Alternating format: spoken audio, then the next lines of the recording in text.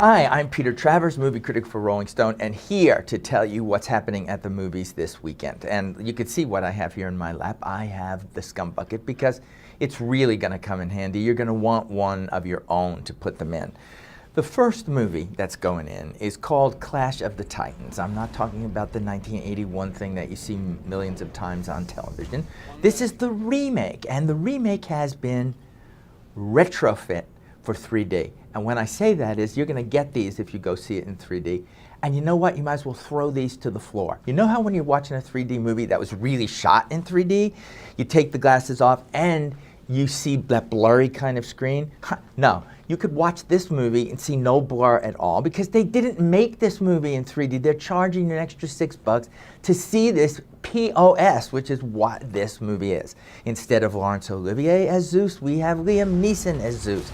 And his brother, Hades, the bad guy from the underworld, is Ralph Fiennes, who looks like, since it was a paycheck movie, he thought he would play Lord Voldemort again from the Harry Potter thing. I mean, why even try to invent another character?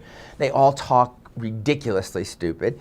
Yeah, the first one in 1981 was the last movie with special effects by Ray Harryhausen, a real genius. It was stop motion, and of course time has overtaken it. But for this crap, I mean, Sam Worthington is the star. He's the bastard son of Zeus and a human woman. Can you believe it?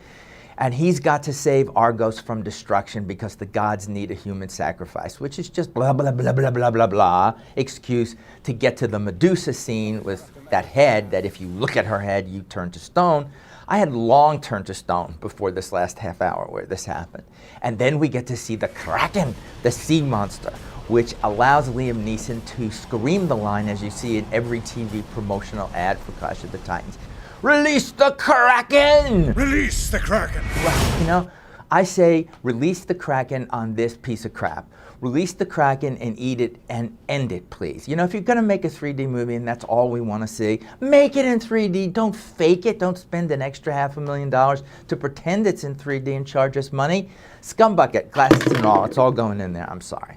But I have to leave some room in the Scum Bucket because this is the week that Miley Cyrus has followed her Hannah Montana movie. It's Miley! Called Hannah Montana, the movie, with her dramatic, truly dramatic debut performance in the last song from a novel by the wretched, please stop him before he kills again, Nicholas Sparks. Wasn't I just sitting here like 6 weeks ago talking about the other Nicholas Sparks movie, Dear John, with Amanda Seyfried and Channing Tatum, and didn't I just plop that in the bucket?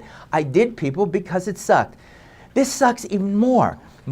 Something has happened to Miley Cyrus where she's become so popular and so famous that she seems to have some kind of energy field around her that says, I'm a star. There's no acting here. She's just doing this, and her voice has become loud, and she's so irritating. And in this movie, her father, Greg Kinnear, and her mother have divorced, and so he says, you have to leave New York, where you were going to go to Juilliard, and come live with me in Georgia, in this beach town, where of course she will fall in love with some cute guy, the cute guy in here, out of the Taylor Lautner School, is called Liam Hemsworth, and he really fell in love with Miley in real life. Can you believe it? It's like a true romance. There's no spark here. There's nothing here. There's the typical Nicholas Sparks, let's get a terminal illness tossed in.